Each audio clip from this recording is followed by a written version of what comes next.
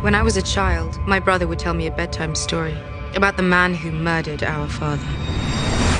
About all the things we would do to that man. He never should have trusted Cersei. You never should have either.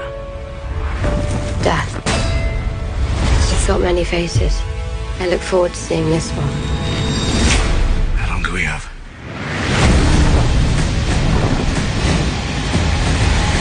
Before the sun comes up tomorrow.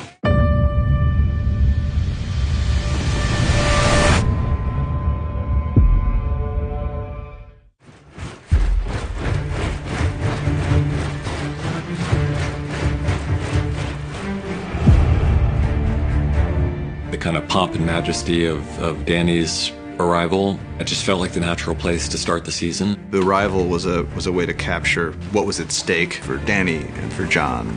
Looking back to the very beginning and how young Maisie was back then and wearing the Stark soldier's helmet falling over her head, and she just looks like this little kid. And now she's a grown woman and she's there watching again, but this time she steps aside to let a little kid come in to watch because she remembers how thrilling it was. It's a whole new procession, and so instead of Robert arriving with Queen Cersei and Jaime Lannister and the Hound, it's Daenerys coming with Jon Snow.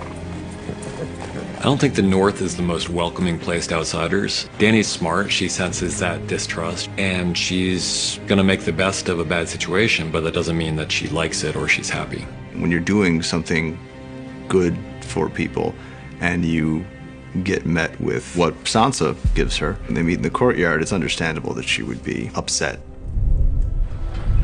We've been with these characters on a pretty regular basis all the time for the past however many years. The fact that they're coming back together again for the first time means more to them than it may mean to us. The Lady of Winterfell has a nice ring to it. So does Hand of the Queen. Depending on the Queen, I suppose. I think that if Tyrion were to have shown up on his own to Winterfell, he would have gotten a much different reception from Sansa than he did coming as the Hand of the Queen, Daenerys Targaryen. There's also the specific thing that happens in that scene, which is Tyrion has told everybody that the Lannisters are coming to join the cause, and it's amazing to her that this person she thought was so smart would ever take Cersei at her word on something like that. I used to think you were the cleverest man alive. How did you survive a knife through the heart? I didn't. Jon Snow and Arya are two of the most important characters in the story, and they love each other very deeply. Arya was the only one who treated Jon like a real member of the family when he was a child, and he was the only one who treated her with the respect that she needed when she was a kid. Jon has invited this huge army of foreigners into their home, and Arya understands why he did it, but Arya's on Sansa's side. You're defending her. I'm defending our family. So is she. I'm her family too. Don't forget that. Blood is definitely thicker than water when it comes to Starks. Go on. I don't know how to ride a dragon. Nobody does, until they ride a dragon. No one's ever ridden a dragon except for Dany. Only Targaryens can ride dragons, and that should be a sign for Jon. Jon's not always the quickest on the uptick, but eventually he gets there. We wanted to kind of re-anchor their relationship. It seemed important for it to involve the dragons, since the dragons play such an important role. It's a major thing for her when she sees they have some kind of connection to him. They allow him to be around them. Then when he flies up with her and shows her where he used to hunt as a kid, I think she falls even farther in love with him.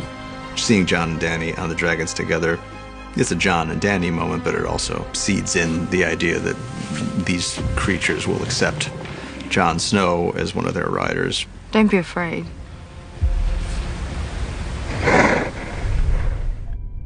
One of the challenges, but also one of the exciting things about this episode, this whole season, is bringing together characters who have never met. Sam has long been one of the more important characters in this story, but he's never seen Queen Daenerys, and yet they're connected by various threads. The obvious one, which we know from the beginning of the scene, is Jorah. Sam saved him, and so Jorah owes Sam this great debt. What none of them realize until midway through the scene is that they have another horrible connection. There are all these things that you know about those characters that the other characters don't know, and some of them are very important. Dany murdered Samwell's father and brother. That's a really complicated thing for Sam because he had a really fraught relationship with his father. You know, Sam's older brother was not a bad person and died really quite bravely, standing by his father's side. John Bradley did an excellent job. The difference between the way he takes the news of his father's death and the way he takes the news of his brother's death, it was a subtle thing that he does with very few words. It's the kind of thing that he could find out in a number of different ways, but it seemed like an effective preamble and way into that later moment. Daenerys. She executed my father and brother. I've executed men who disobeyed me. You've also spared men. Thousands of wildlings when they refused to kneel. I wasn't a king. But you were. The fact that John's real parents were who John's real parents were is not news to us at this point, but what we don't know is the way that John is going to take this. How's the explosion going to look?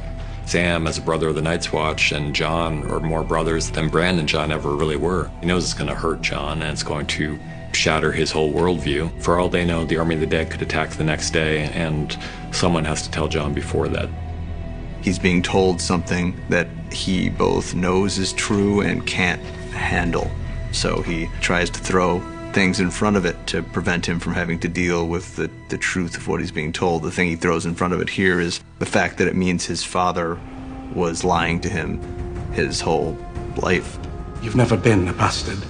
You are true heir to the Iron Throne. The truth that Samwell tells Jon is probably the most incendiary fact in the entire world of the show. We chose to play the whole thing on Jon's face because as great a job as John Bradley is doing presenting this information, he's really just presenting information we know already. Daenerys is our queen. She shouldn't be. It's treason. It's the truth.